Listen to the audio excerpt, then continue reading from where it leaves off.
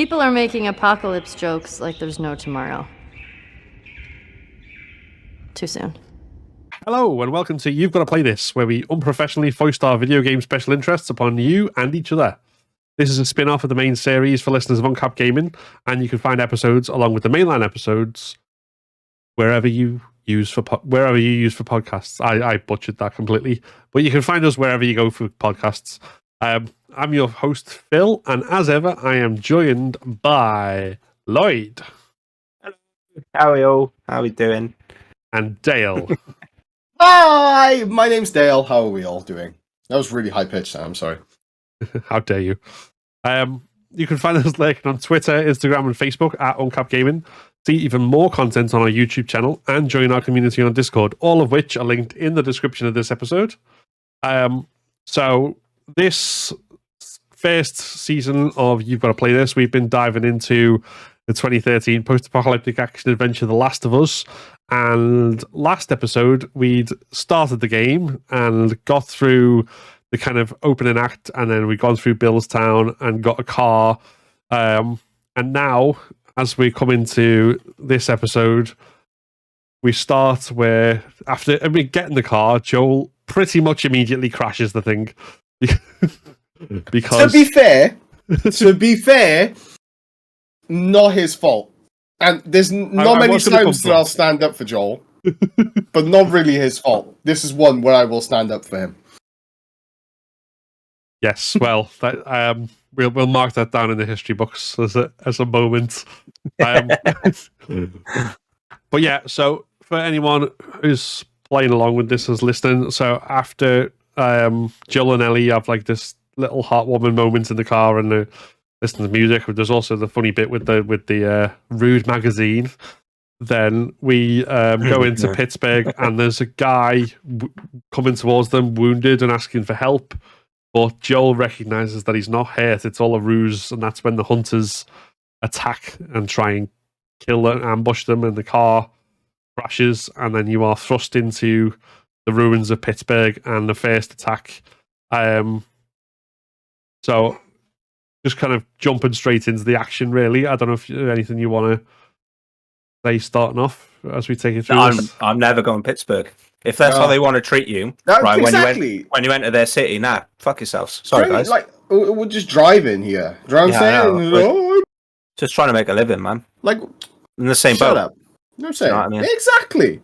What's the point going around and killing people? But to be fair, Times are hard, like, you know what I mean? I suppose, zombie infection and this fungus growing. The cost of living's gone up. It's hard times, like, you know what I'm saying? I was going to say... well, I guess the cost of living's gone tremendously down, do you know what I'm saying? I just steal everything now. Yeah, I was going to say, I don't think Pittsburgh's like that for realsies. Although I've never been, so I can't confirm that. Well, do you know if tourism is down in Pittsburgh? I know who they can blame. Yeah, no, it does. It quite literally just throws you straight into the thick of things. Probably the only time where the game actually immediately gives you something to do, which is fun. Again, this entire thing, Ellie's grown on me traumatic, because I think the last point that we kind of made was how much Ellie was growing on us. Yeah. And this entire kind of section, just Ellie was, yeah, she is holding. She is carrying the game on her back. That poor child. Her legs. Damn. Must be killing from all that weight. Do you know what I'm saying? Carrying Joel. But yeah. Go on. Yeah. Sorry.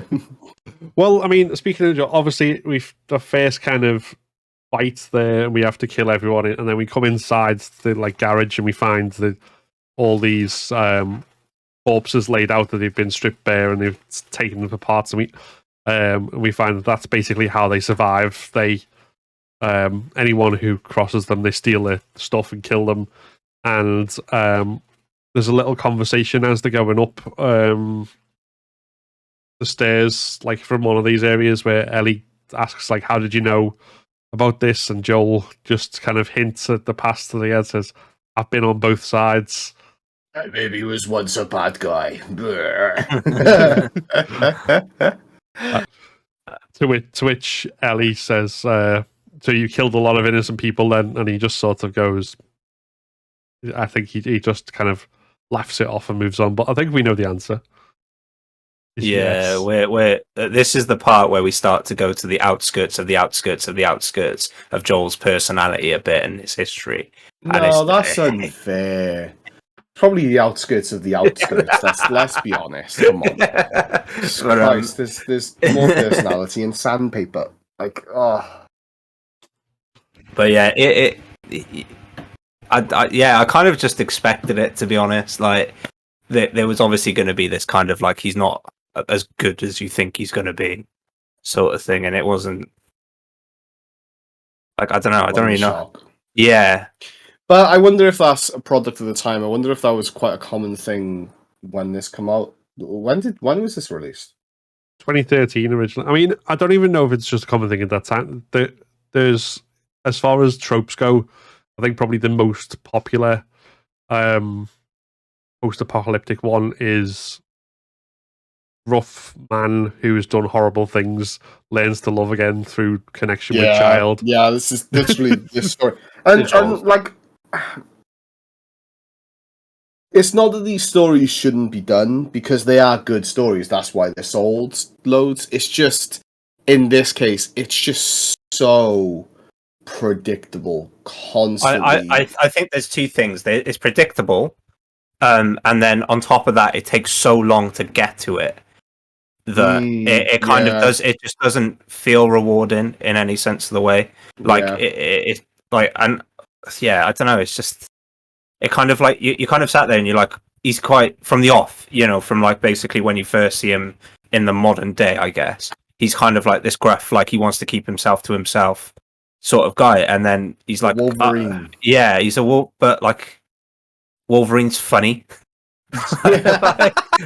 like there's something to him other than I'm a gruff character, leave me alone.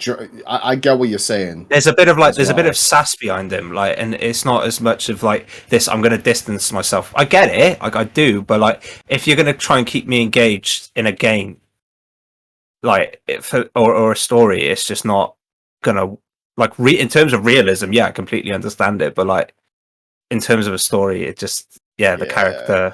There's actually, funny enough, and this might be something to mention to you, Phil, when you get the recordings, because I'm not sure if you're going to actually do little bits of it. But in the, not this chapter, but one of the next two chapters. Sorry, I had a cough. There is a little bit of dialogue where Ellie is like, "Oh, is that a bit of sarcasm?" Yeah. My comment literally was like, "Oh my god, that's the first time we've seen a bit of personality from Joel." What, 4 or 5 hours into the game? So I get the whole you're not meant to like Joel, but it's to the point where I just don't care about Joel. You know what I mean? If he were in this to just get shot, I'd be like, cool, let me just play Ellie. Doesn't bother me. Ellie is I think we were talking about it, like, when we, like, kind of off camera, off recording and stuff, that she's a human character, and she is really human. Her reactions are so genuine. The voice quality is awful. Not the voice acting. The voice acting is good, but the actual, like, mixing of her voice is horrendous. But she's a really good character. She's a very, very good character. And I understand why people love Ellie so much. I don't understand why people like Joel. I do. You do? Yeah, he's your typical sort of like gruff masculine man, isn't he? Yeah, but I'm just waiting for, like, for those that have, like, I don't know if anyone would have, but those two that have watched Naruto, there's a character, Itachi, in there, and he's a very, very, very popular character, and I did not understand why people liked him. I hated him because he's a horrible person. But then you get the development, and he's really good. I'm kind of waiting for the payoff like that with Joel, but I don't see. There's nothing. Invest you. I didn't know if we just spoke. That tripped me out because I tried to let you go. You tried to let me go. He was so polite. It was rude. It was so polite. It was so polite. We were rude to each other. No, sorry, I didn't mean to go on. I was just going to say there's nothing to invest in Yeah, with him. with yeah. Ellie, there is though, because she's got such a good character, and like there's things that get revealed about her. I don't know if this is going a bit further, but it's really related. A character says to her, I'll just say a character so we're not kind of spoiling the thing, says, how are you never afraid, or how are you never scared? Yeah. And she's like, who says I'm not? Yeah. And that was good. That was really good. Ellie is just, Ellie's one of my favorite, I think, video game characters, as in like side. She's not really a main character. Well, she is, but she's not you. You know, she's not the player character. She's my favorite. Yeah, I get what you mean. NPC. My favorite NPC. One of my favorites, quite easily. Other than the Lydia 2.0 part of her, which is not her fault. That's the AI. But yeah. Yeah. No, we'll. I mean, I think particularly as we go further along this, we've got to. I think we'll come back to that point you were saying about Joel's development and like kind of him being unlikable and stuff, because I think there's a lot of, obviously there's kind of the whole thing that the game, say it takes, I mean I'm using my own playthrough, so about 10 hours kind of, obviously there's a lot of changing at that time, but I think because of the kind of lens you see it through, it's not just kind of happening on his own, it's through Ellie. Ellie's effectively kind of carrying making the change. Like, so she's the reason for it. So I think it's. I think this is probably one of the things where, because it's you're effectively Joel. You're sitting in his shoes. So the more you get to know Ellie, that's the more you will see him react to that as well. Essentially, I think that's why I'd like to revisit that later on. See whether you think about, like, particularly when we're a few chapters past and stuff like that. But that's kind of my general take on that stuff. But yeah, that's fair. Like I say, I think we need to go back to that and see like how it. I was trying to be really vague then as well, not to like colour your perception, because I don't want to like put my point of view over yours and not let you have it, experience it, and form your own opinion for yourself, kind of thing. Yeah, I understand. It's just right now I'm struggling to see what's going to make me like him. I think you see glimpses later on in these couple of chapters where Ellie almost like, because either she like is afraid of something or like she does something, that you kind of see glimpses of that sort of father figure that you saw at the beginning. Because Ellie's pushed it basically, and like there's obviously a thing of care there for her, in the sense that he could have just, sent her on a merry way, and he's carrying this kid through. No, she's carrying him through. But you know what I mean, yeah. And like I kind of do get the sense that it's more than because Tess told him to, as well. But like, I think you get that from the beginning part of that. There's always this kind of like, he wants to protect her, but there was that moment after they crossed over the wooden plank and they could see the Capitol building, wasn't it? Like where he kind of like, is that all you hope for? And then there's like this little moment until Tess kind of pulls him back to who he is and says, "Get your head in the game, get back." And he's like, and then he shuts back down and like, it's that kind of initial thing. But speaking of Ellie drawing stuff out, like as we're going through, so that first area, and then we go through the bit where you have to use the plank to get over the water into the hotel, and then you're going into the hotel, you want to kill more hunters. Did either of you get? I think there's 4 in total. Did you get any of them with like the optional bits where Ellie pulls out a joke book and tells you some really bad puns? No. I'll be completely honest. Any ounce of exploration in this game isn't. I just, unless I'm struggling to. I think for me that kind of thing is pretty black and white, unless I'm not like. unless I'm not rewarded for it, I'm not going to do it. And little bits of dialogue is just, it's not going to do it for me. I keep painting myself as if I don't love story. I do love story. It's one of the things that drives me to games. But with how like clunky things feel and just the no reward, I have no desire to explore. Lloyd's explanation might be a bit more in depth because, you know, it's a bit different for me, whereas I just won't do that anyway, regardless of the game. I like getting rewarded with little bits of story, but I feel that the dialogue in between is so almost spread thin anyway that they don't need those little bits of explanation, like exploration to. It kind of just feels a bit pointless, if that makes sense. You think you could have just had it in there, yeah, and it would have paced the game a bit better with dialogue. Yeah, because it does, and like I quite like it where she like makes like the quirky remarks when you're taking ages and stuff, and like you see her sitting around and she's playing with stuff. Like they're cool moments, but I think when I'm exploring and all I'm getting is either like these gear sticks that make leather holsters. I'm not going to go into that, but you know, and then or I get like these like 2-minute glimpses of dialogue, but then there's like a lack of character in the non-explored game. I don't know.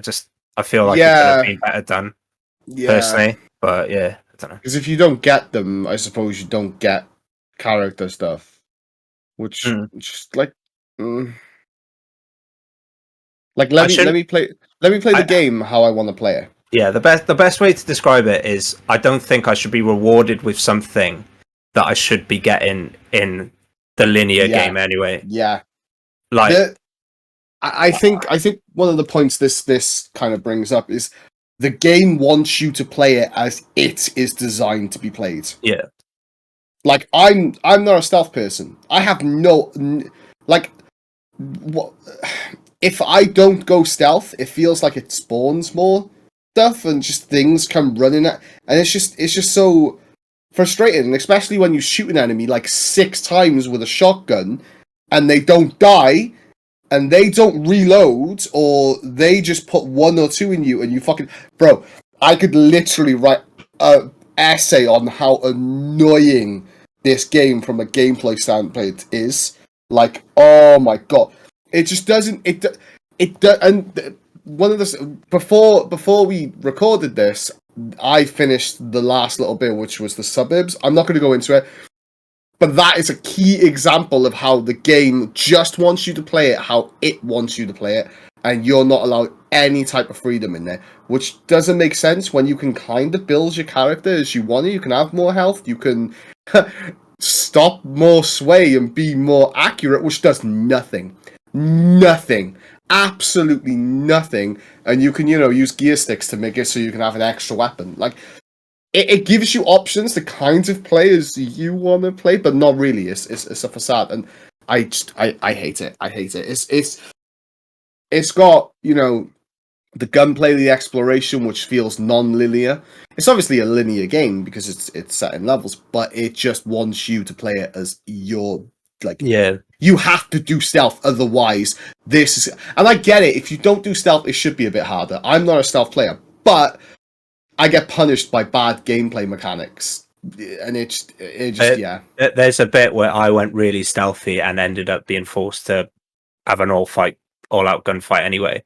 And it just felt like I just did all that and but nothing, and then. Like I'm in the same boat anyway. I've got to do this whole gun out fight. I personally think like this remaster is needed. Yes. You've been won over too. if from what they've said, and it's just going to be a rehaul building the game up from the ground, it's going to be the same game. This game is not going to hold up well. It's not going to hold up well. Like it's really not. The story's good. But there's a lot to fix gameplay wise. Like there's a lot to fix.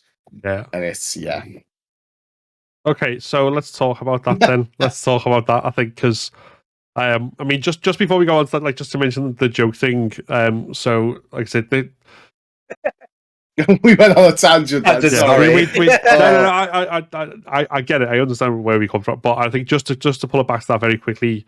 And also, I think to talk about the remake slightly as well, because I think this is probably one of the things that one of the changes from 1 to 2 was that I think there are still like optional conversations in 2, but they're not huge in the same way as that. I think what they would definitely experiment with that mechanic in the first game. It was tied to a trophy. There was a whole select slew of them. That's not the case in the second game. It's just like a couple of little bits, and the dialogue changes almost organically most of the time, rather than you having to press a button in most cases. So that might be something that they change in the design in the second. But so I think that's definitely part where it doesn't necessarily add huge amounts. It's little, but it's kind of it's a completionist thing rather than anything that adds huge value for most players. That's fair. And with the joke books, like I say, I there's one that I pretty much always get, which is where you first come into the hotel, you find the ladder, and you climb up the broken stairs before you go into the next combat area. And like Ellie kind of goes, right, we need some levity. Pulls out a joke book and starts reading just as you're there. If you don't run on, kind of thing. I probably just run on. Yeah. The others are you have to like wait around in specific areas and like really hard to get. And I did a lot of waiting. I must say, to get that trophy, I did a lot of standing around in areas after I'd murdered everyone. But that one, your glory. What's that? Bask in your glory. Look at all these dead bodies. It's just like stand there bathing in the blood of my enemies. And so that flashed up a memory of Ty from Gears, who we were talking about the other day, with the I love the look of locust blood in this light. Locusts are the enemy in Gears of War, and you kill a load, and you're walking through this room, and it's got really nice lighting, and he's just like, I love the look of locust blood in this light, and it's class. Sorry, it just reminded me of that. Yeah, well, I mean, there was no on-screen basking, but I was just sort of sitting there going, come on, these corpses aren't getting any fresher, tell the jokes. Yeah, I get you.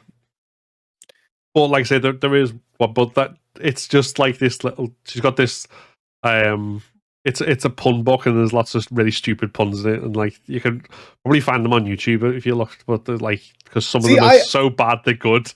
But... I would have loved that. I would have genuinely loved that, as you're walking through the many little pointless bits, for it to just start popping out some jokes, rather than me having to go into a back room, found 8 stories across with one cog in there, which I'm probably not going to bother using because the upgrades don't feel like they do much anyway.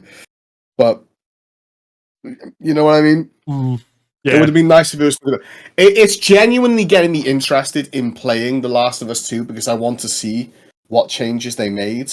Oh, you know? I mean, I'm not going to lie. The game is harder in terms of like this, because the enemy actively tries to like hunt you down. So if once you go loud, if you don't go back into stealth again, they'll be like, right, we know his last position, we're going to close in, we're going to flank you from the side, all this sort of stuff. So but if you can still be loud, you just have to like make sure you keep fucking moving every 2 minutes. I can do that. That's literally what I do anyway in this. But yeah, so yeah, that was just kind of the reason I mentioned the joke is because that is something that plays into a lot of Ellie's personality in particular, is like this love of really crap puns, which I can totally appreciate personally. That's fair. I love a good bad pun. But so before we go into the next bit, which is the hotel basement, I think there's probably a little bit to talk about there. But the hotel, the first bit when you're after the ambush, and then in the actual hotel lobby when she like kind of go making your way up the hotel health, because you had a lot to say about the game, but I don't know if there's anything specific about those 2 particular areas before we move into the next bit in terms of gameplay. I don't know. A lot of that kind of merged into one. Have you still been killing everyone in every area? As far as I've just been running at everyone and just gunning anything that moves. Like it's just fun until they start sponging every single bullet, and bullets that clearly were meant to hit don't hit. And yeah, but that's how I've been playing it. I've just been running at people and just gunning people down. Like They can't ambush me if I'm just sprinting at them drowning. I just expect it, and they're there. But that's how I play many games. I'm not a stealth person. It just bores me. I'm not big on this. So yeah, no, I wasn't talking so much in terms of stealth, but in terms of if there's people left alive, but there's a way out. Are you gonna go back for the fight, or are you gonna go move on to the next area? In one section, I didn't kill everyone, and we'll touch upon that in a second. But I normally just kill everyone. Yes, so I'm normally just so loud moving around that I've already mapped out where everyone is, and I'm just popping them and just yeah. Is this because they get warned if you don't kill everyone? That's how I feel it's kind of happened so far. Yes, and like so, if they come across the bodies, they'll. I mean, the enemy AI is not the smartest. Oh no, by like modern standards, especially. But like there's plenty of areas where you can like kill one or two people and sneak through without having to like kill everyone and get to the next. I mean, when it moves to the next point, like in my playthrough, it was like a couple of guys who were like, "Oh my god, everyone's dead!" Like these tourists have killed them. I don't know whether that was that because if you mean when Ellie's playing sniper. No, it's a bit before. When she's got the rifle, and then Joel's underneath, and he's got to clear a path, and a guy comes up and says, "Yeah, but I think there was one before as well. I'm pretty sure because that is scripted, no matter which. I mean, you've got to kill everyone in that first area before you get out away from the bus. After that, it's all optional. So technically, you have. But what were you? Did you have something else to say as well, Dave? I kill people. Yeah. Africans don't kill people. Dale does. so you won't you won't move on until they say right. That's the area clear. Yeah, normally, because like I get it. Bullets do a lot of damage. They should. Apparently, only to you. So you kind of got to, because one sneaks up on the side of you and just Joel gets hit and he's like, oh, gone. Do you know what I mean? Oh, and the fucking throwback thing he does, man, where he just falls over. It's so frustrating. Throwback? When he just falls over when he gets hit. I get realism, but it's just so fucking annoying. I mean, you can't claim realism when you got hand-to-hand combat like that. No. There's literally one point where I'm just like, you know what, fuck this game. I'm putting it down, I'm going away. Right. Oh, it's just, yeah. I suppose we're coming up to quite an important story moment, though. Yeah. Now. Well, we'll get to that. I mean, before we get to that, so in Pittsburgh itself, the next area, after you go through the lobby, you end up falling down the lift shaft into the basement. Is that before? I thought that was... Before this, okay, yeah, my bad. Yeah, and then so there's spores everywhere. So Joel puts his gas mask on, and then there's a couple of different ways you can do that. But basically, once you turn the generator on, then you are confronted with an awful lot of infected, including a bloater, several clickers, and what are meant to be stalkers, but they're not anywhere near as terrifying as the stalkers in 2, but they're still there as well. This took me maybe 3 attempts, simply because I'll go first because mine's shorter, and I know you had a nightmare with this, Lloyd. So this is what we. Mine took 3. Mine took I think about 3, maybe 4 attempts. Maybe I think it was about 4 attempts, because the game loves its one-hit kill things. Oh, it loves its one-hit kill things. And that boomer, whatever the hell it is, just grabs you its lunge, right, is longer and more locked on than the Halo energy swords. It is stupid. It's stupid. So what I did was just throw a Molotov. I ignored everyone, run to the door, scanned it, and you can watch this because this is really funny. I was like, oh, this is gonna kill me now because Joel takes ages to scan a door. He's taking ages to open the door. But what I didn't realize is that little animation is the whole animation in itself. And the boomer just went to grab me, and then Joel just like sifts through the door, and it just like disappears. So it was funny. It made me giggle. But yeah, I kind of sped run / glitched out of that a little bit. So Lloyd, how did they go for you, huh? Well, I didn't notice the generator. So I'm just like strolling on through, doing my thing, right? Next thing you know, jump scare, right? The light falls down. There's a bit of electric, sparks up electric. And then I walk up to the key card and I'm like, there's a red light. The electric's on, isn't it? Right? And I haven't done the generator now. So I'm just going, do you know what? Because this game wants to be so realistic. Do you know when you put a key card in and it doesn't work the first time? I'm there. I'm like, it's going to do something stupid like that, isn't it? And that's what I think of the game. And then... Oh no! Oh, right. So this part annoyed me, so I'm just doing circles at this point. I've got the boomer chasing me. The boomer and then I'm just like, so the boomer doesn't actually appear until you do the generator, does it? You do the generator. Yeah. So anyway, I'm just circling around thinking, where is this thing? And obviously, because he does the little cues and stuff, he's like, maybe in this room. I'm like, there's got to be something in this room, haven't there? I'm like looking around, and then out the corner of my eye, I spot the generator, and I went, you're joking. I walked around that room about 16 times, mate, and the generator was exactly where you begin. In your defense, the keycard thing wouldn't go beep and stuff. Yeah, it's on. It's on. And the light had electricity in it. Like, electricity does not work like that. Yeah, it's a bit dumb. I saw the generator going up the stairs, and I was like, that's going to play a part in a second.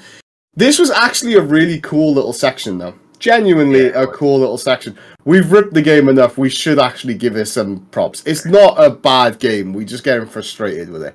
But like, this was a cool little section. In all fairness, like, it had me panicked for a second, and I was like, shit. Where have I got to go? What have I got to do? And obviously, I figured it out in the end, and I kind of cheesed it a little bit because I didn't deal with it. And there's a couple of times in mine where I did run down, and I was like, right, I'll fight them all off. I didn't kill the boomer. No, just I literally just ran through in the end. Yeah. After I finally found the generator. It was a cool little section. Like this part had this level in particular had some decent little set pieces. Is that the right words? Yeah, it is set pieces. Yeah, I think that's the right word. Decent little set. It had some decent little set pieces, which are quite easily exploited. But I think it's because it's an older game. You kind of figure out little ways to like cheese it, like a section coming up, which I'll talk to you about in a second, which I cheesed the hell out of. Well, I mean, just for like on that particular area, like there's two kind of ways. My personal strategy is I go get the key card and then kill the stalkers that appear, and then run the generator, go left, go up the stairs, run round, throw a brick at anything that gets him away, run past to the door, and I'm out. Most of the time, I won't even see the bloater. Like, it will physically like pass my field of view. The speed. You should try a Molotov. It works wonders against the bloater. Yeah, well. Molotovs are very good. There's a few, particularly on there's two bloaters that you kind of have to fight in the game. And there's definite weak point exploitations, like if you hit them in the right areas, and the weak feet as well. But the speed runway is like go to the generator first, go upstairs, grab the key card, and then outside the door there's like the little broken and there's a ramp there. Go over, fall down, run up and round, and you're pretty much home straight. It's like so. Oh, okay. I just kind of come from the generator, run up, run back through a Molotov and in. The very first time I did it, like I had no idea, because like it's obviously set out in quite like a linear room, but then there's all the breaking bits. I had no idea where to go. The very first time I played, I was like, I had no sense of direction whatsoever. That's bah! This is one of the times where it's infected. Are they called zombies in this? Or are they just called infected? Infected. The ones that run away from you and then attack you when they think you're like vulnerable, they're called stalkers. Oh, there's a section with a load of them. Yes. Yeah, that tripped me out a little bit. No, this is one of those moments where he uses his infected really well. Like, remember we were saying the first time you see him and you go through that like kind of office block building. Yeah. That was a really good use of the infected, and this is another time where they're really good, and it really makes you panic. It does. You know, like I went into fight or flight modes and instinctively went to flight because I was like, nah, screw this, I ain't dealing with this, and just wanted to get away from it quickly. And it was genuinely, I think that might have been one of my favorite moments in the game so far, gameplay wise. You know. Yeah, no, I get you. I get you. Even though it was frustrating as well. And Lloyd, Yeah, I go on. Sorry. I was going to say, Lloyd, you got there and you realised in the end about where the generator was. Yeah, no, I didn't mean like the game was stupid, but I thought it would do something gimmicky like that. Like I just thought it would put, and like, because obviously at that point you're kind of, sorry, my windows up, Miss Raining.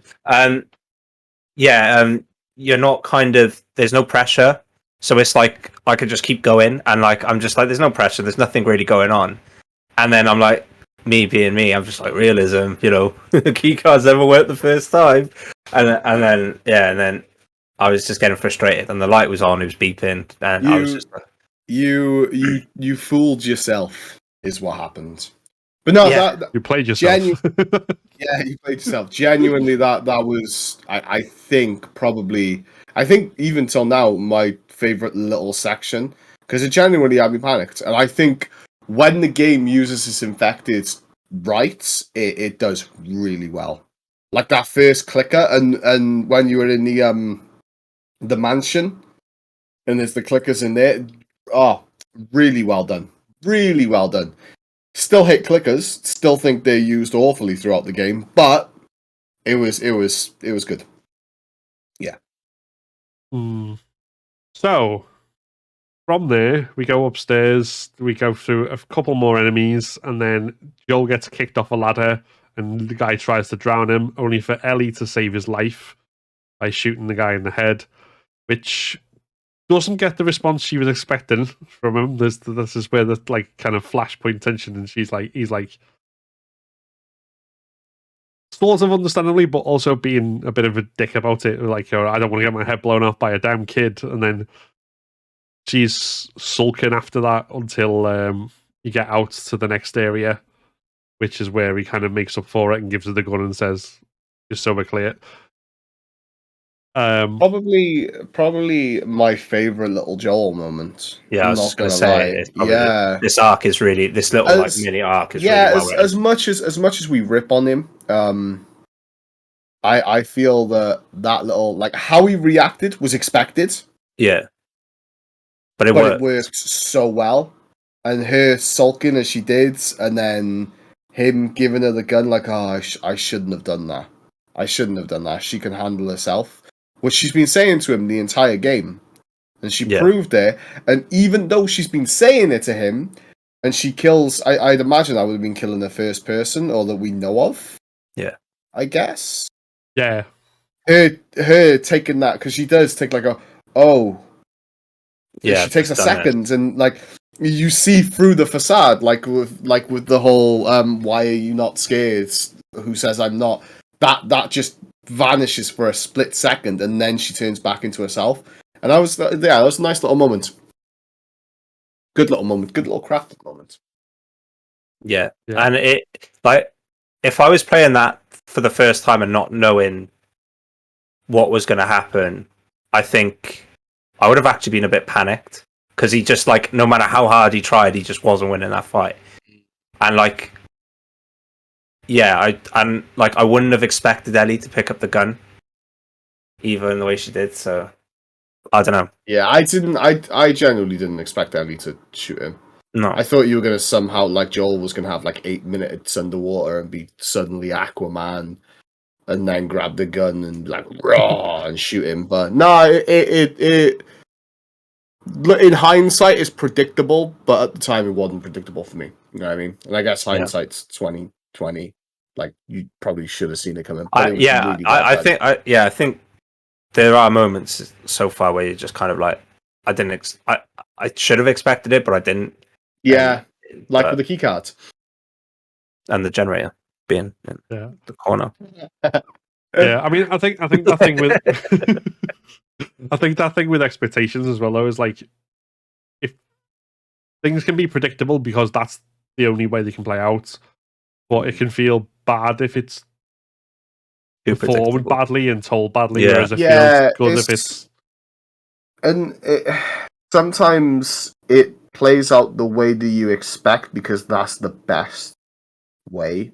Yeah. Like, I really, really, really dislike when, I suppose, media subverts expectations just to subvert your expectations. Let's not get into Game of Thrones.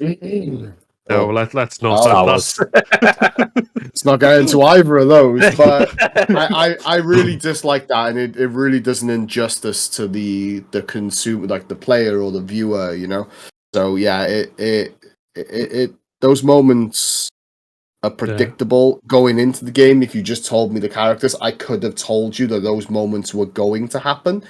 But they're needed, and they're very, very well done, in all fairness. It's predictable, but it's honest to the story that it's telling. Exactly, yeah. Like we mentioned, these stories have been told loads. You know, I mean, they're probably overdone to the point that it's Nickelback Rockstar at this point. But it's because they're good. You know what I mean? As much as we hate Nickelback, Rockstar is it's a sing-along. You know what I'm saying?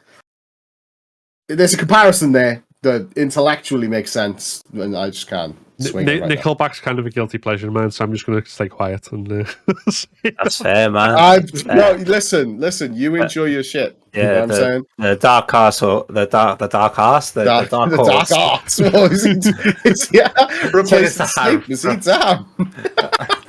Just what's his name? Chad Cougar. Yeah. And this is how you remind me spell.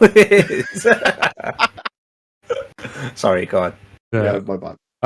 Okay, so Ellie's got a rifle now and providing cover. I did show both of you like a speed run of this where that whole section was done in 30 seconds.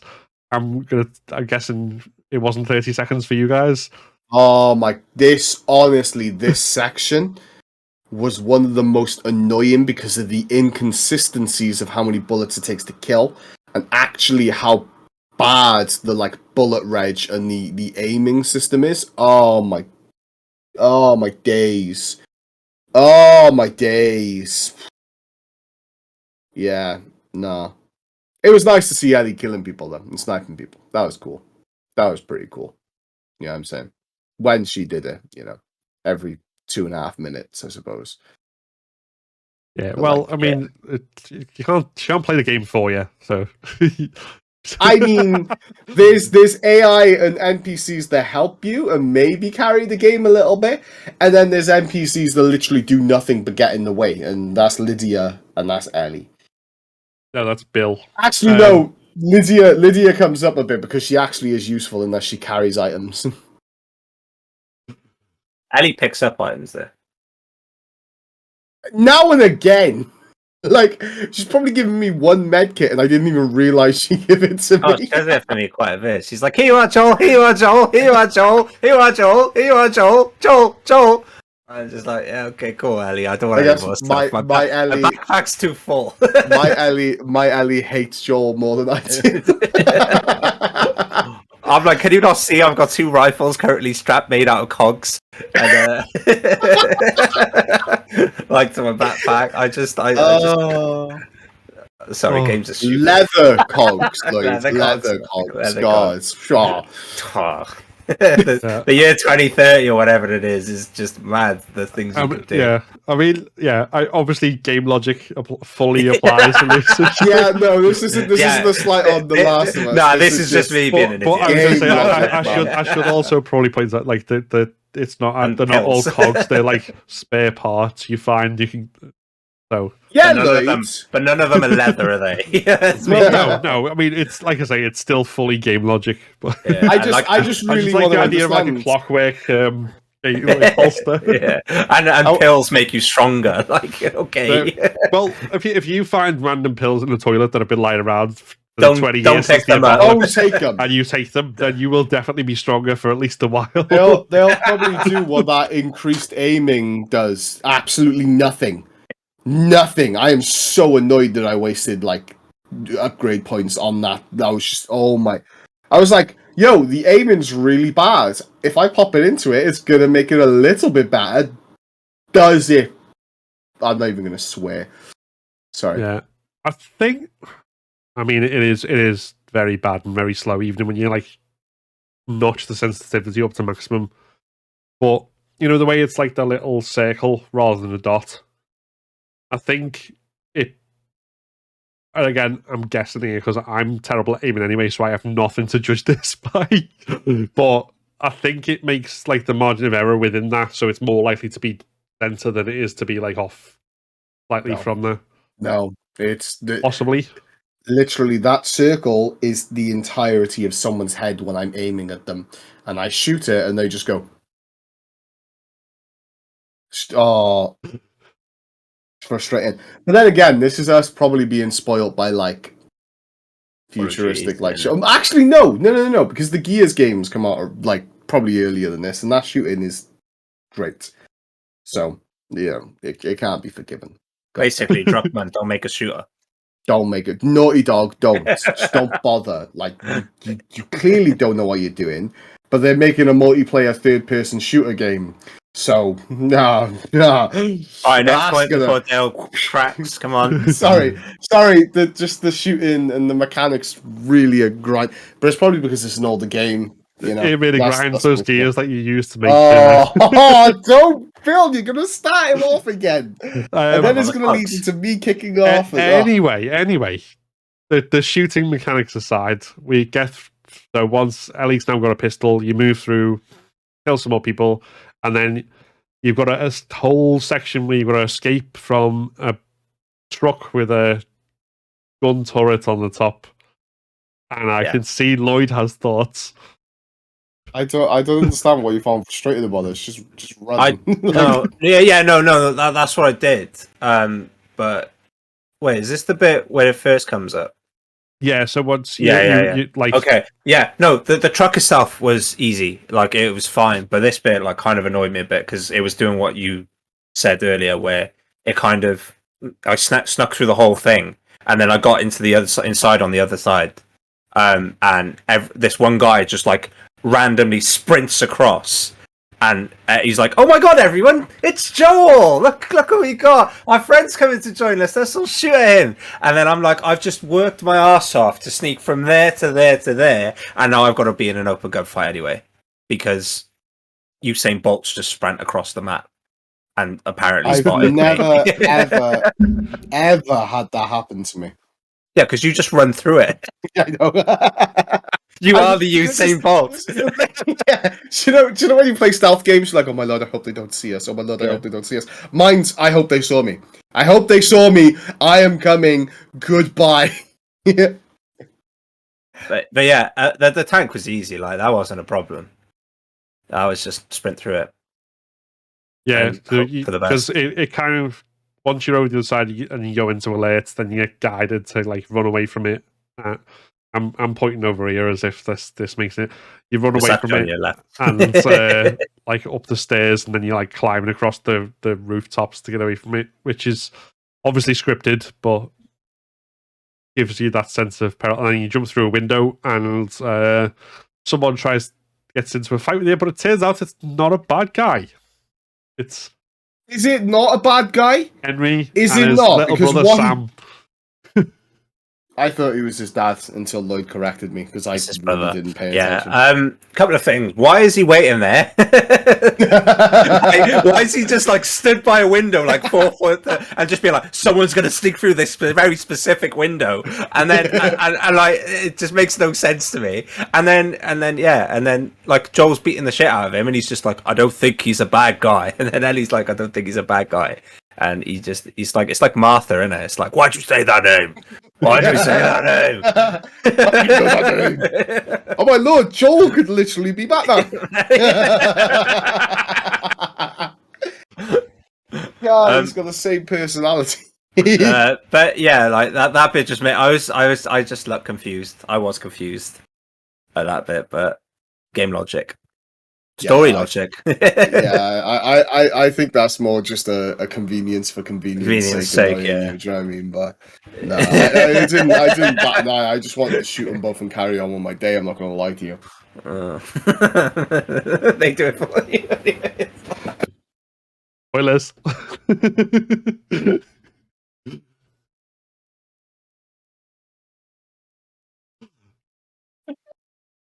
For our audio listeners, Dale has stood up and is now on the floor laughing. Oh my god! Oh my god! Oh wait, no, that was brutal. Why would you say that? I just had to do audio description for what you were doing. Oh, sorry, I couldn't hear a thing. Oh my lord, that was out of left field. Damn. Whew. So I'm going to go out on a wild limb and say that you weren't the biggest fan of Henry and Sam then. No, not really. Sam, I suppose. I had nothing against the kid. He wanted a transformer. I think Henry was just basically Joel with a bit more personality. And because he was, it's not hard. But no, like what I mean in that is like he kind of had something about him, but was a lot more like he was still that sort of shut up, like we can't be doing this. We're in the middle of this sort of thing.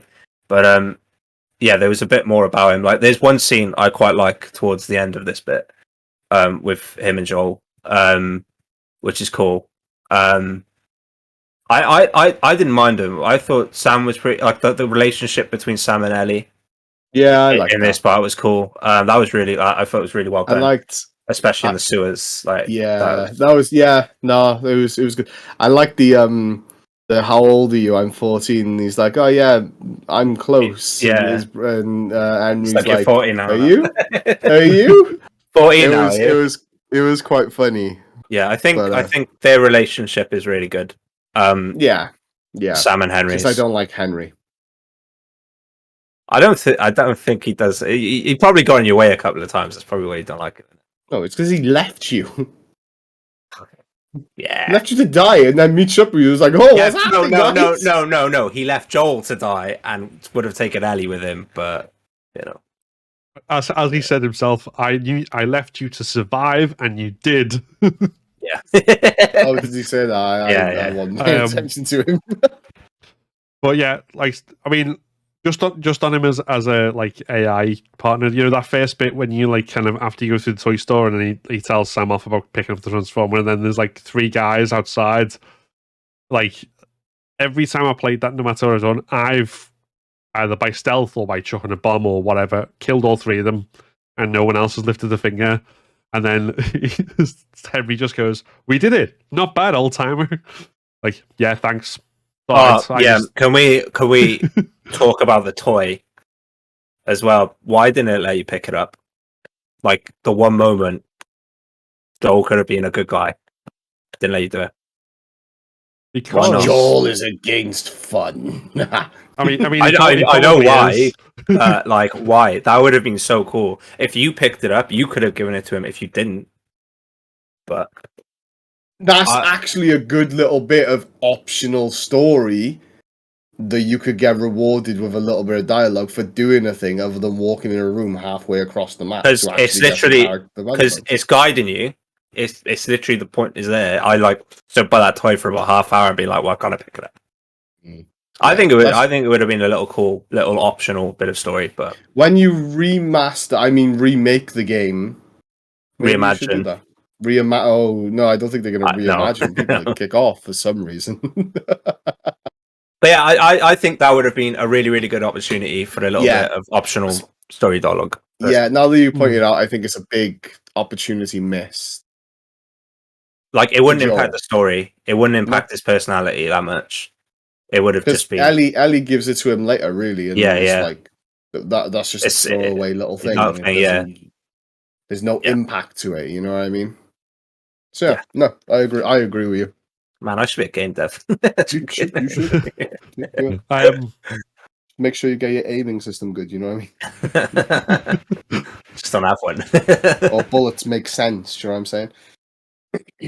Well, Go on, Phil. there's not much in terms of like there's two. There's that one outside the toy store, and then there's the one slightly higher up, and then you're in the hideout. And then the main combat with them while you're still in Pittsburgh is the night time where you have to like kill everyone so you can get through the gate.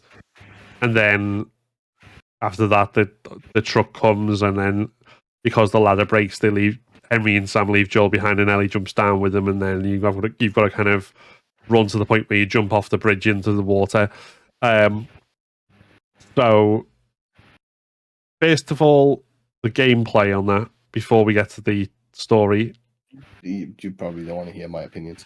I do, Dale. I want to hear everything you have to say. Well, funny enough, this might have been the only part where I used slight stealth at the beginning of this, and then I got to the stairs, turned the generator thing off, not the stairs, but the little tower thing, and you just stand by the ladders, and they just jump down in front of you, and you just kill each of them as they jump down. Like literally what I did, yeah. I just literally grabbed them, shift them. Look at me playing the game the way the game wants to, and it actually is easy. Which is the point. I get it. No, I get it. It's the point. But like, don't force me to play a way that I don't want to play. Anyway, yeah. Yeah, I haven't really got much. So the spotlight thing was just typical spotlight, move forward sort of thing. Yeah. Yeah. So nothing stood out, especially good or bad in that area. No, not particularly. It just highlights bad gunplay a lot, but other than that, no, not really. Yeah. And then from there, obviously, even though Ellie can't swim, she forces the matter of jumping rather than like Joel trying to like. At this point, he's, even though it makes no sense from a survivor point of view, because she can't swim, he's ready to like take on the tank and whatever, but she just forces the matter and jumps off, and then they come up ashore and have the confrontation with Henry and Sam, and even though he's got a gun to Henry's face, and he's like, "You're not going to do it. You're mad, but you're not going to kill me." And then they go on. It'd been funny if he shot him. Am I not? Boom. Beat him to the punch, you know. Slightly different story. I think slightly different arc for Joel there. Does that? Well, he's done it before. He's a bad character. Yeah. I don't know. It's kind of this bit's trying to like break the trust, I guess, between Joel and like not break it, but like show how much like the trust that Joel's starting to put in Ellie a bit more because she tells him to stop. Yeah. But other than that, it's another cut At this scene. point, she's firmly a daughter character to him. Yeah, like, firmly. You know. Yeah. Other than that, it's just another cutscene. Not much really happens as much as I remember. Anyway, I might miss something, but I think this part now, the sewer part, is probably one of the more forgettable sections. I don't know. I wasn't too fussed on it. I quite like what it did in terms of environmental storytelling. Oh, okay, yeah, no, I take back what I said. My bad. Yeah, no, yeah, okay, I agree. Yeah. So as we get into the sewers, we find what used to be a settlement that is now, well, at first it seems it's been abandoned, and then we soon find out that its residents are still around, albeit in new form. Zombie form. Fungi. There's a whole kind of story behind this that you can find in notes about the community that fled there from Pittsburgh and set it all up, and then everything went wrong. They tried to shield the children, and it didn't quite work, and all of this stuff. Yeah, but you said about environmental storytelling in particular, Lloyd? Yeah, I thought it was really good in the sense that like you walk through, and then there's this bit where there's just this door which is just there, but it's obviously accessible. And I walked through it, and then they weren't clickers. I think they weren't clickers. They were just your standard sort of thing. And then you shoot them both, and you find a note, obviously, and then they're like, "Oh, well, we're these two people," and they explain who they are and stuff. And I was like, "Shit!" And then as you were going through, you kind of start to see it become more of like a nursery. It And turns into a school, don't you? You see a school. yeah, and you see but there's a bit before which I thought was particularly well done. Was you walk through and you see a dead body, and then you see a blanket laying on the bench, and you find a note saying that, basically like we're gonna stay in here, because everyone else is infected. And then under the blanket, I kind of noticed the leg, and you realize he's been locked in this room with like some children, and it basically at the end of the note it says, I kind of they didn't suffer. It kind of says something, and then you turn around, and then there's graffiti on the floor saying they didn't suffer. Like, and I just thought that, I thought that was such, and you just see that throughout this whole part, and I just think it's so well designed in terms of that. It's a great, like, when you're walking through, you get an idea of the civilization that was there as well, with the rules, no loud games, no. And it's good. Sorry, I did say this was a forgettable part, but I think I'm thinking more about the intro going into it. Yeah, it takes a while to get into it, but I think there is. But as soon as you're in that section, and it's only like a 10-minute little chunk of it. Not even that. Maybe 5 minutes of just wandering through. That's. And then there's the bit at the end where you're getting swarmed by all the zombies, and I kind of felt a bit guilty, in a way. Because you're killing them, people like, now with not with names, but you know they were people. Like, it's the first time. Yeah. It's the first time in the game where I feel you think they're people. And the first time where it kind of humanizes them. Yeah, and then there's a bit later on as well, which adds into that as well. I don't know if should I talk about that now, or should I wait a bit? I mean, if we just while we're still on the sewers, so like, I mean, it's I agree with it, like everything you said as far as like all that. That's really, like, even though it's quite a short area, there's so much packed into there in terms of like side story seems. Well, I suppose it technically is, but it seems like it's diminishing it. But you know what I mean? That sort of backstory, world building, type stuff. I think, this is definitely the first part where I've kind of felt it's done that really, really well. Yeah, so far. No, I agree. It was probably the only part, if you ever look through my recordings, where I actually take a second to walk through and have a little look. It's the only time where the game has made me feel like, I kind of want to just see this place a sec. You know what I mean? Yeah. And then, as well as that, there's 3 combat encounters. So there's a little kind of tiny one as you at the start, where there's a few runners and a clicker come and attack you, which is fairly standard. And then after you're separated with Sam, you're in the area full of stalkers. Again, this is one of those areas where, although it's quite good, / frustrating, especially on higher difficulties, it's also one of those ones where I really want to play it with the new AI and the new like enemies from 2, because they massively upgraded the stalkers and how they behave to make them a lot more terrifying in the new ones. Like, because they actually live up to their name. They will sneak and hide and try and get behind you and like take you unawares and all sorts of stuff, rather than just kind of run away and then charge at you as they do there. But it's still, obviously that's there. And then there's obviously that last bit where you're kind of boxed into that little moment and there's like a horde coming and you've got to do that until the door opens. So any thoughts on any of those encounters? No, because the what are they called, stalkers? That part would have been better if there was fewer of them. There's so many, it's just annoying. But if there were like a few, it would have been a bit more creepy and it would have added to them. I think this is a case again where the game doesn't really know how to utilize its infected types properly. But I think they're kind of coolish concept.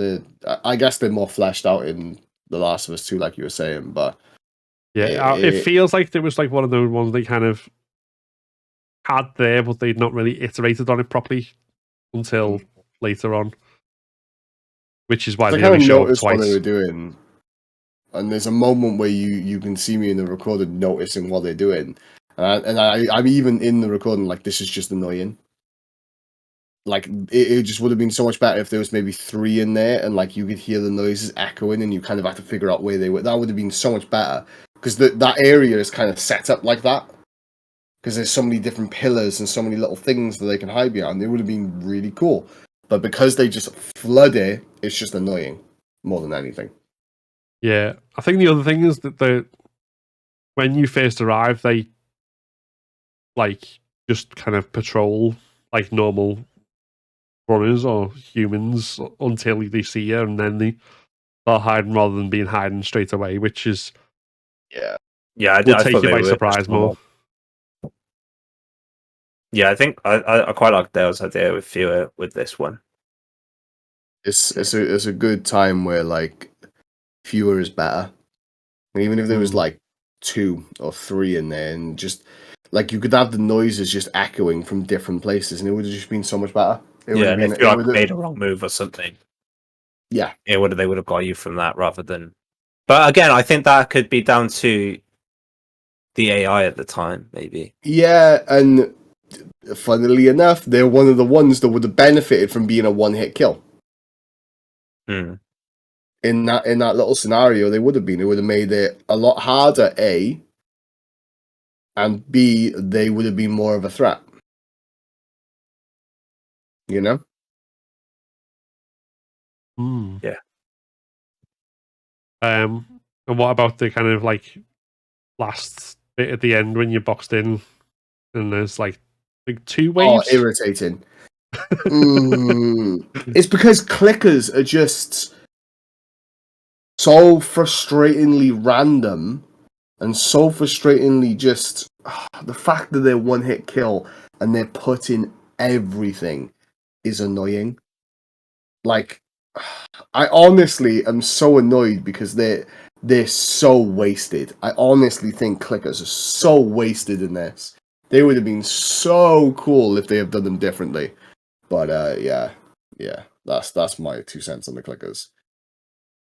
And then when we get out the other side, of course, there's a rather helpful warning on the door on the opposite Like side that. saying, "Don't go in, infected Yeah, inside." That was an Ellie reaction, and it's funny because you think that you're like, oh, that's useful, but Ellie says it out loud. It just that was a good little moment. I like that.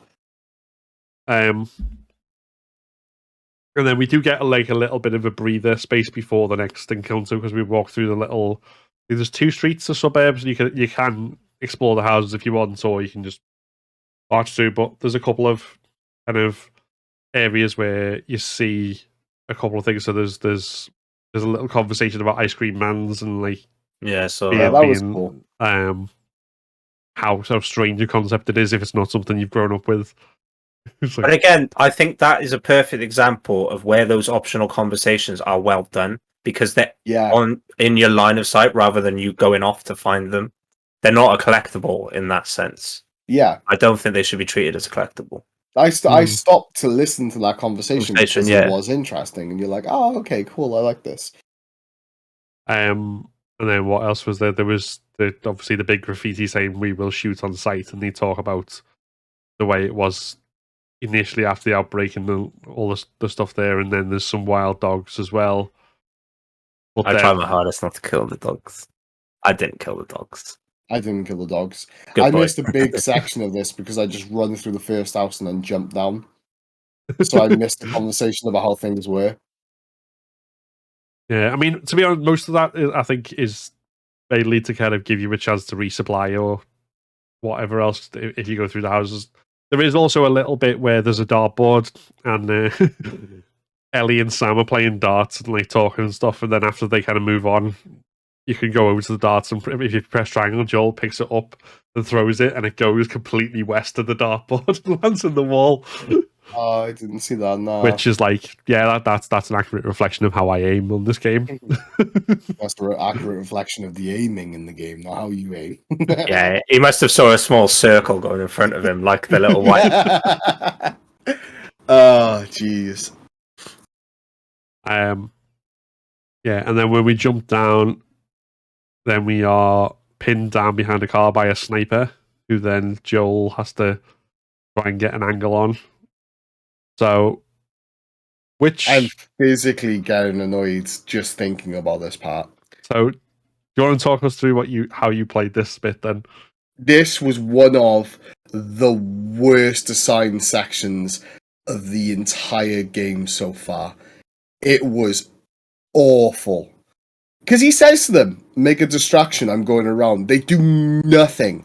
And every building you go in, he's like, get him, boys! And like 3 guys are running. It's just, oh my god. Yeah. It is so... At first, I wasn't expecting the other guys. So I did die because there was like one guy behind me, kept shooting at me, and I didn't realize. But then I was like, "Oh, okay, they're coming." And then basically, I was sat in one house, and I didn't realize. But he basically shouts out what house you're in, and he's like, "He's in the burnt house. He's in the burnt house." I'm like, "Yeah, nice one. I'm in the most open fucking house in the street." And you're shouting, "Nice one, yeah. Keep going." And then but I didn't like this bit. Personally, yeah, it annoyed me because I shot him a few times at the beginning. I was like, well, I don't have to sneak. I can just shoot him. Like, that's easier. And it's just like, oh, no, you can't. You have to do it our way.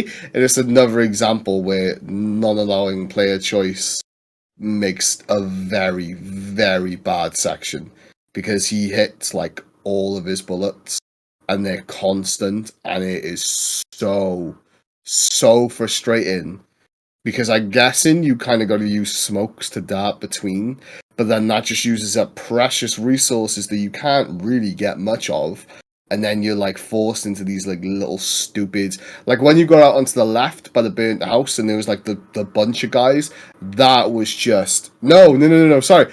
When you get into the burnt house and they come out of his house, is one of the most irritated moments of this entire game, because he can see you from so many different little spots and still hit you like it's nothing, but you can't hit or do anything really to him, and it's just it's just so frustrating because it's bad, not frustrating because it's hard. You know what I mean? Yeah, it wasn't particularly hard. It was just like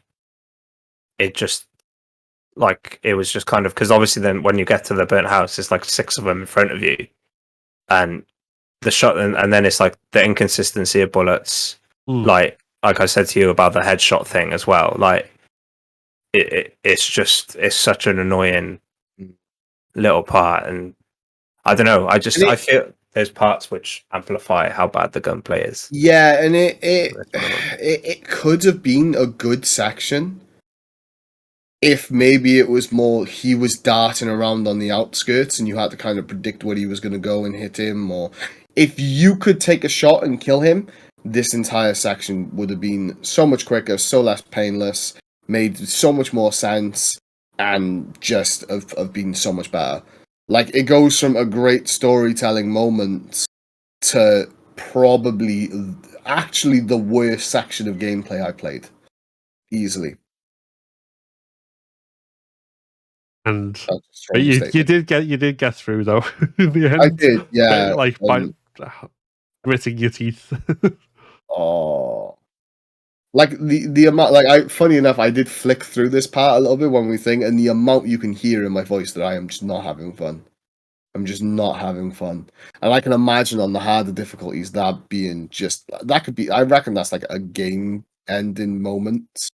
Like it ends. Yeah. It's even like the second time I was running through on the grounded difficulty, like even though I'd done that part before, after God knows how many tries, that was one of 2 areas where I was looking up the speedrun strategy, just thinking, right, I need to find the easiest way through this because this is too of my nuts. Yeah, it's a very, very, very poor section of game, in all fairness. It is jarring. Yeah. It got to a point where I was like, I don't want to play this. And like, I know, like I've been very critical of the game so far. It has been a good game. It's not a bad game. And never during the game have I ever thought, like, I don't want to play this other than this section. This section genuinely made me not want to play it. And I was speaking to Lauren, because Lauren came in on this section a little bit, and I was like, oh, I'm just not having fun with this bit. And she was like, oh, I watched some people play through this game, and I think this game is a better game to watch someone else play than play yourself because of the experience of actually playing it. Yeah, You know what I mean? watch someone like me suffer through the hard difficulties. Yeah, but it's because I think with how frustrated I'm getting at the gameplay, it's implementing how much I'm enjoying the story. And I genuinely think I wouldn't hate Joel as much if I wasn't as frustrated with gameplay mechanics. Yeah, You know what I mean? Yeah, that's definitely how I feel about it as well. It's like I feel like I'm chugging through the mechanics just to enjoy the story. Yeah, just to get and then there's certain cutscenes where I'm just like, oh well, why did I just chug through all that? Because there's nothing really happening in this. And Yeah. I think in terms of that, like the two weakest parts of this game are going to be pacing and the mechanics. I think the pacing isn't great at all. The best bits of the game that I've experienced have been very short lived, and then it is like I'm hoping to see more of those moments. I really am, but for me at the moment, I'm kind of struggling to pick out my highlights, and I want it to get good because like a lot of people have kind of praised this game and said it's no, I feel the same, and I feel maybe a lot of that love might be nostalgic love rather than admit it. Because I've got like I there's some games like I love Monster Hunter, the old games, but I know they're bad. They're not good. They're terrible. Yeah, and it's okay to admit that. Like I know this is a good game. It's just there's a lot pulling me out of it, but that just might be modern convenience as well. Do you know what I mean? Like I'm used to smoother gameplay. I'm used to smoother things, and I think it's worth touching on the fact that this remaster, it's a remaster, has to fix a lot. Because if this is the remaster of the game, I don't want to think about how bad the original game was.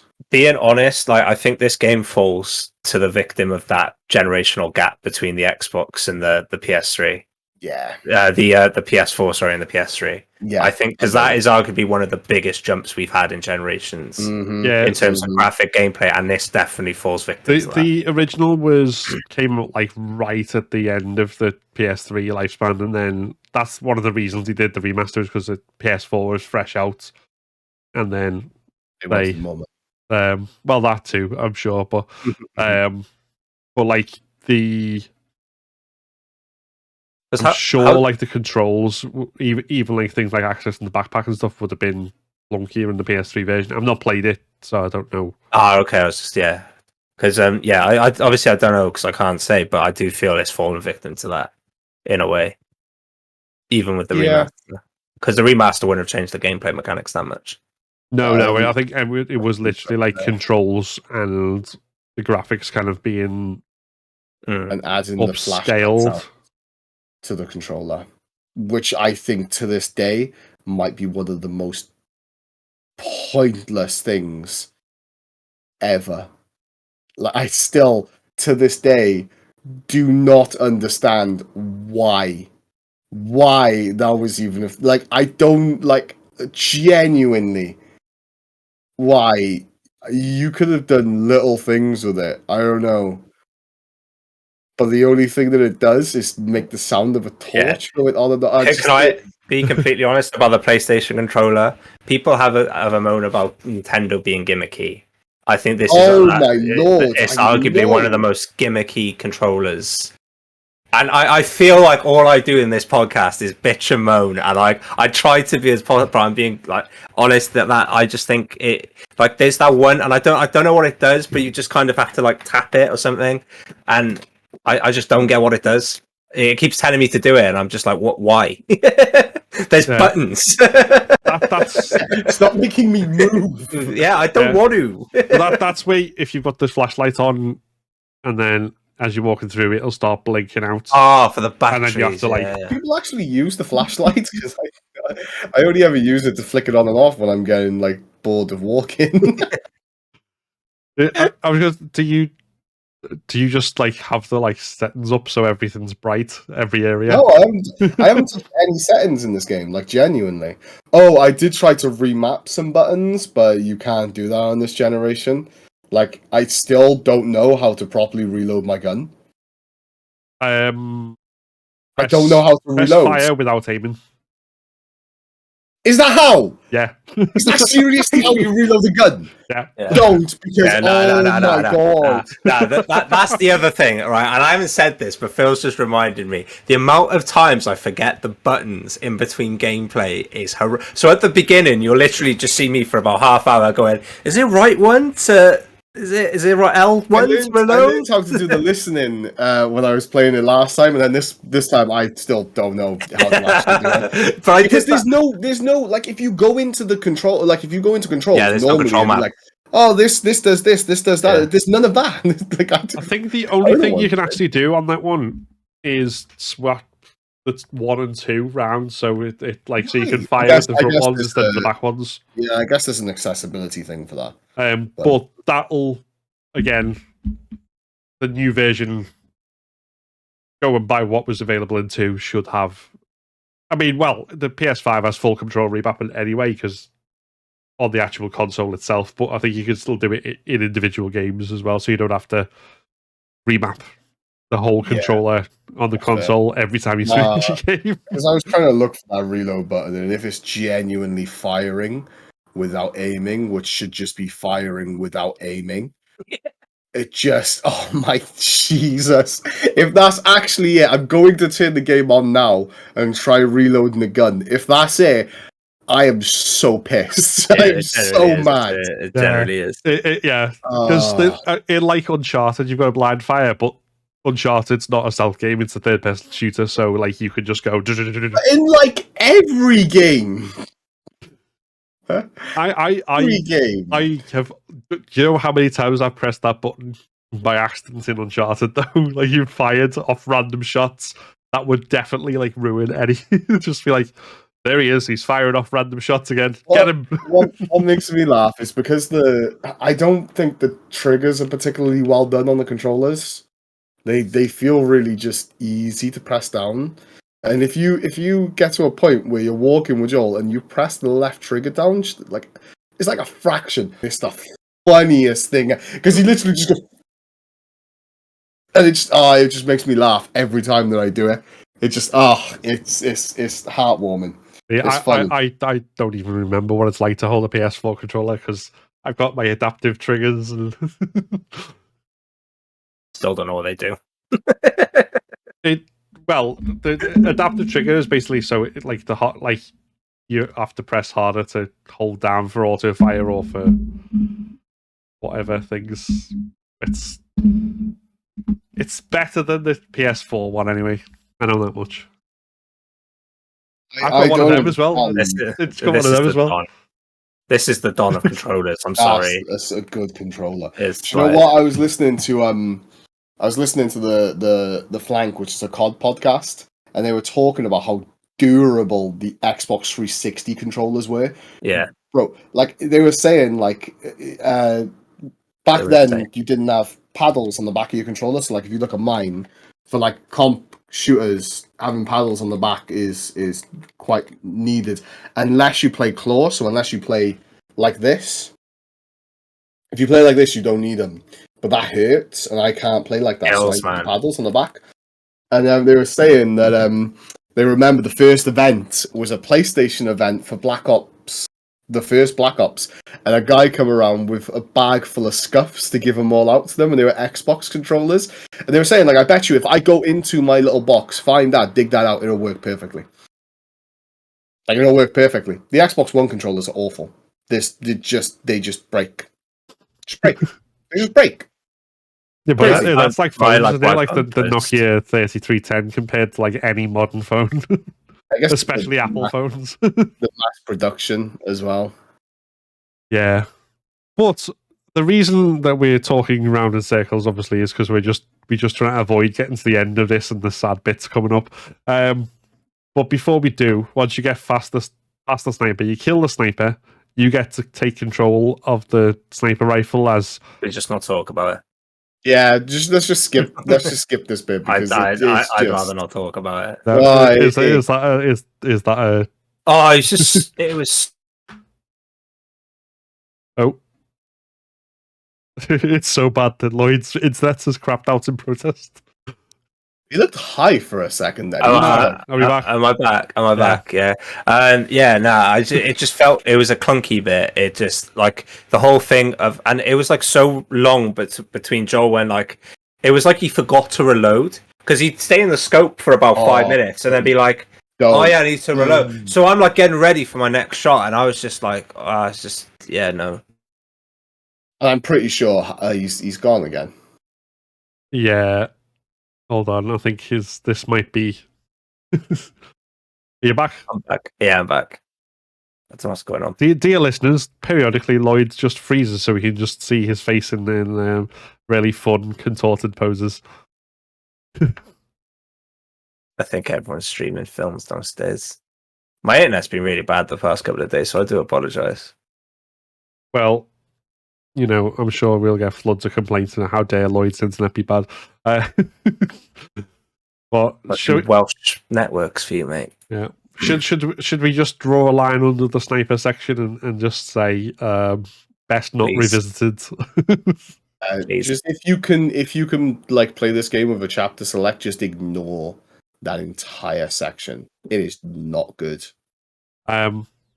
Once we're past it though, and the clickers invade and we all run away, we get this kind of safe moment with Joel and Sam and Ellie and Henry. I forgot who people were then. All sitting there. Henry and Joel have this bonding moment over Harley Davidsons and all this sort of stuff. And then Ellie bonds with Sam a bit, who's a bit miserable for various reasons, which we find out just at the end of that he's bit. That's the main reason. It was obvious, but it was very obvious. He's also kind of like this lingering kind of resentment or something there with his brother as well, where they're surviving and Henry's obviously trying to keep him alive, but he's also obviously made him feel like he can never do anything right, and then that's why he's like, "Oh, are you here to spy on me?" So this, so it's like a happy thing with a bit of a sour note underneath it, and then obviously the next day when they wake up, Sam's infected, tries to kill Ellie. Henry struggles and then eventually kills Sam and then kills himself in kind of remorse for what he's done. And that kind of ends the summer. A bright, shiny, fun summer, ending on a rather dour note. But I've skipped through it all just to kind of give you a chance to kind of talk through any and everything that you think about that. I laughed when this happened because it caught me by surprise, and I just I don't know why, but I guess it's like, you're like when something bad happens and you giggle to yourself, because I don't know. I didn't find it funny. It just I don't know. I know exactly what you mean. It's like the awkward laugh. It's like I shouldn't laugh at this situation, but it was just my first reaction because I was just like, it just it was a good little close. I think to Lloyd's point, it brought, like earlier we were speaking about, it brought all this back to being human. Mm-hmm. You know, because Ellie's walking around like, "Oh, this cannot happen to me." Do you know what I mean? Whereas like it just shows people are gonna die. Yeah, is this what you were talking about before as well when you were saying about humanizing the infected? Lloyd, was this the other? Yeah. When he's like, what's he say? He says, "I wonder if there's still people there." Oh yeah, that hit me a bit, and I was like, instantly, like, I was just like, he's going to turn. He's been bit, because obviously there's that bit in that awful bit where they're like on top of him and trying to eat. You can see in my recording, I was like, "Oh, you got bit." Yeah, and I was like, "You just got bit." Yeah, you know what I mean. But yeah, it was good. It showed like Joel's human, a bit with the Harley Davidson chat with Henry. And then it kind of delved into his previous life, which was cool. Because now we know he likes Harley Davidsons. So we're going to set up a club and stuff. I don't know. Yeah, it was just, I think it was a well done cutscene, personally. Yeah, good little bit of dialogue, a little bit of... and exposition.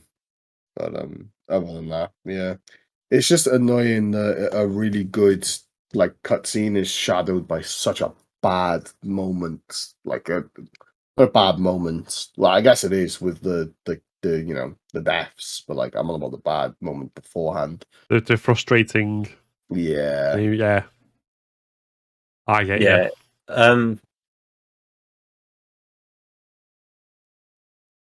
Yeah, I don't know. I is this like I'm kind of hoping this isn't how they treat all the characters, where they all like the sub characters, where they kind of treat them like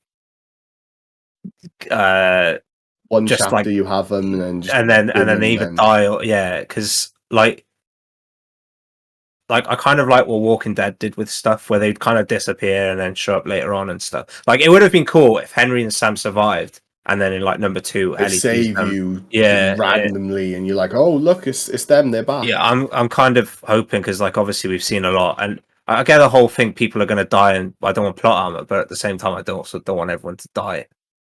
It's a bit- Yeah, I see what I mean. So you want to do the opposite of Game of Thrones in the end series? yeah. Balance. Again, I think it. I mean, What's the Thanos clip of stuff? Yeah. Perfectly balanced. Balanced. as all things should be. Yeah, that's it. Except Naughty Dogs is on the floor and bouncing back up and down. No, dog's literally just. No, it doesn't even land on the fingers. Yeah, I mean, obviously, I'm not going to say what happens to any future characters you meet or whatever because He gets a coat. Spoilers. And he gets a coat. They change clothes. We don't often do we see that in games. They change. Wait, what clothes. they do? Yeah. I wasn't paying attention. I was scrolling TikTok as the cutscene was going through. It excited me so much. I was like, "Oh my god, they changed clothes! This is madness!" They change clothes season to seasons, and you can unlock optional costumes for them and to play through on the second if you're into that sort of thing. I was saying something more profound than talking about optional costumes, though. Really, just if you're into that sort. Sorry. It's like, what do I want to see Joel in? It's not like Resident Evil where you unlock the bondage gear for Chris Redfield in Resi 5. That's something that no one I'm needs. not No one needs joking. to see Chris as it is. No one should like Chris. I'm not even joking. No, it's just slightly different outfits. What was it? Yeah, so again, I can't really say what happens without going into spoilers, but I think it comes back to that point about whether it's predictable or not, it being true to the story and being honest. And I think, to be fair, like it doesn't go down the Game of Thrones route of like just this that will shock people. Like I think deaths are generally earned, and at the same time, staying alive mostly is as well. There's not really plot armor too much, in my opinion. But yeah, so that's. But I see exactly what you mean. If we go if we were to go into like autumn now and then like right here's our next two characters who are also going to die after a jolly little jape. No, they're dead. They're dead. That's that. You know that was happening. Thanks, Dale. There's I was gonna say it's not that formulaic or anything like that. So don't worry about that. Yeah.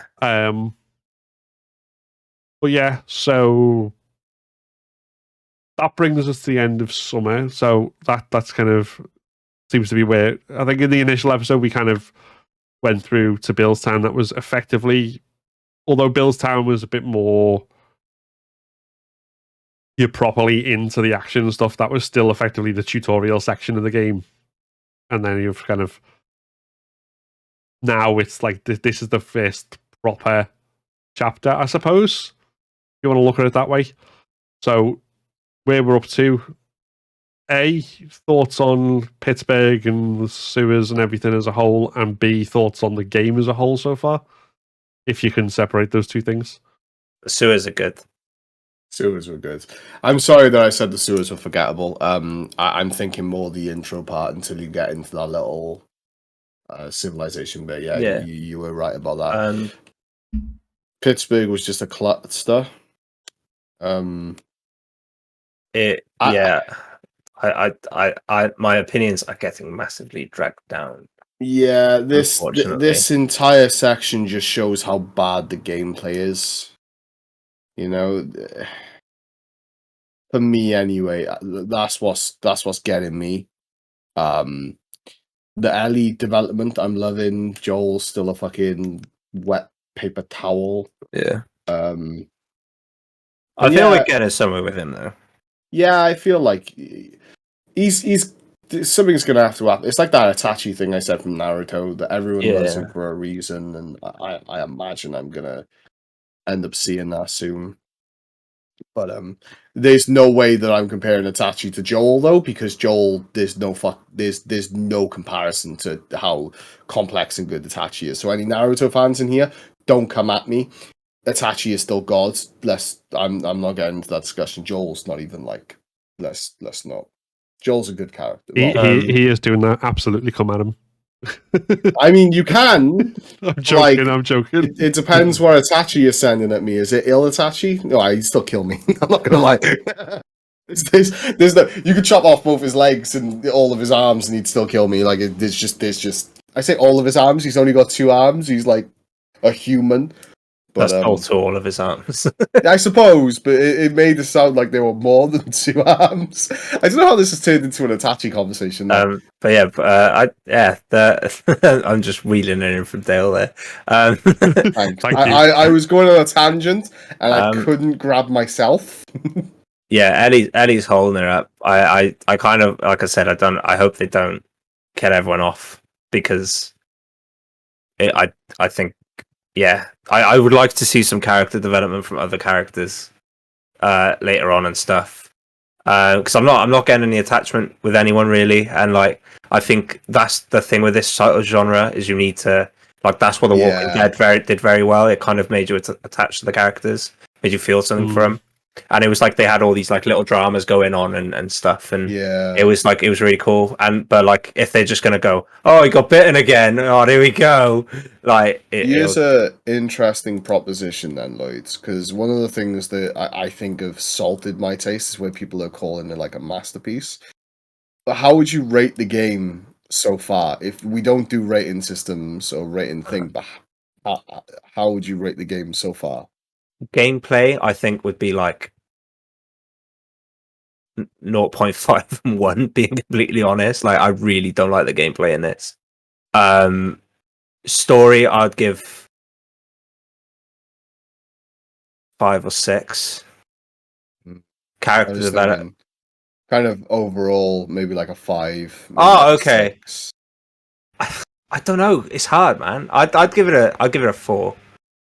That's fair. Out of 10. Yeah. I like I said, I do feel it's kind of fallen into that victim to that generational gap, and I don't think the remaster's done any justice. Yeah, I don't think it could, but I think this remake, remaster, whatever you want to call it, I can't be asked for the politicals. I can't be asked for the politics of it all. But yeah, it's needed. It's massively needed because the gameplay lets it down. I'm sure there's a decent game in there. There's a decent story to be told. Like the things I've seen from number 2, like look brilliant. So it's kind of made me want to play number 2 more now. This is it. Honest. It's really made me want to just literally watch someone's like recap of 1 and just play 2. Yeah, you know? Like I like personally, I like unless something massively changes in the next chapter, like that we play through, I don't care how this game ends at the moment, to be honest. Like I'm struggling to find a grip with it. Yeah, I don't know. It's hard. It's hard because it's such an old game, and I try to be. It's that balance of how much you give it leeway. Then you got to think like this come out after like Skyrim and stuff, and Skyrim still holds up. You know what I mean? Because that's let's be fair, that's the level that people would be putting it on. Yeah, and it really does not hold up, unfortunately. You know. Yeah. No, I don't know. That's fair. I mean, as the like resident Last of Us fan, I'm just thinking about it. Is saying, I mean, I've said from the off the gameplay of 1 is pales in comparison to 2.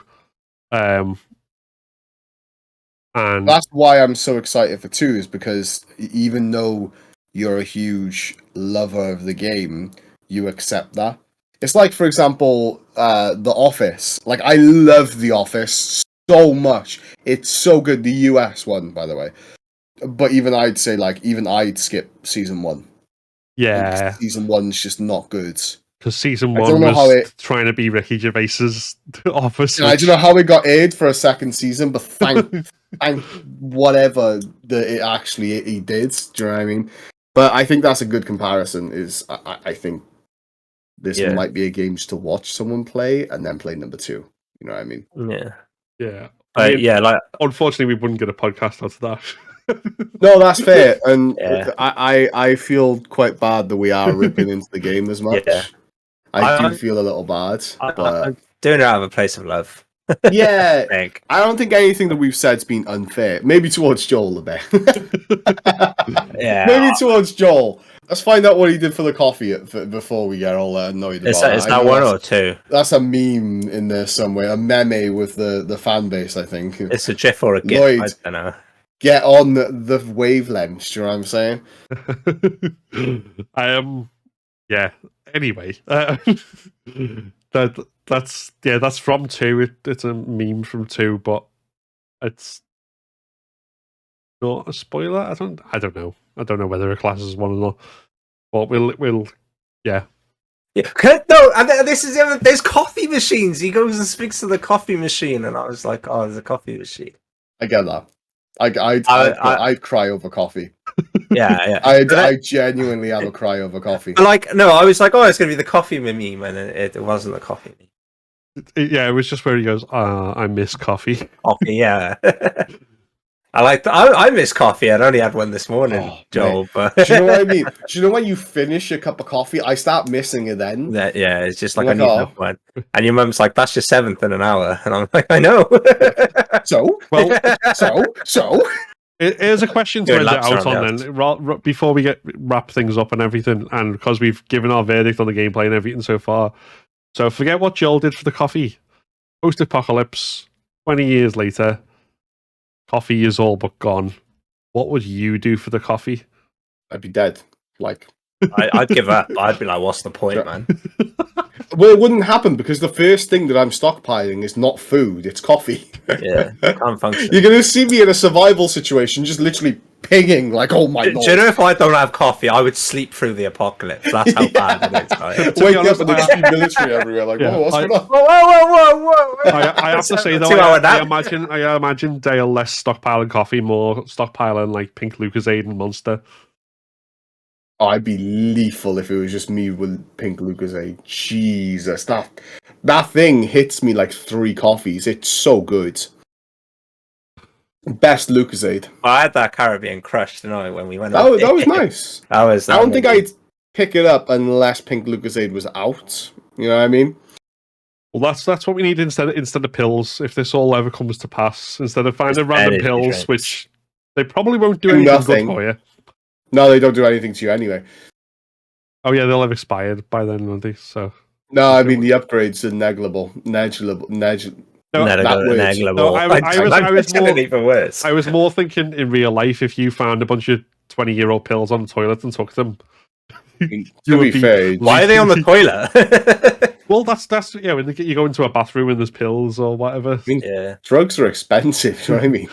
If you're gonna find them, you're in the drug game now. Breaking Bad Apocalypse Edition. Just me brewing pink lemonade.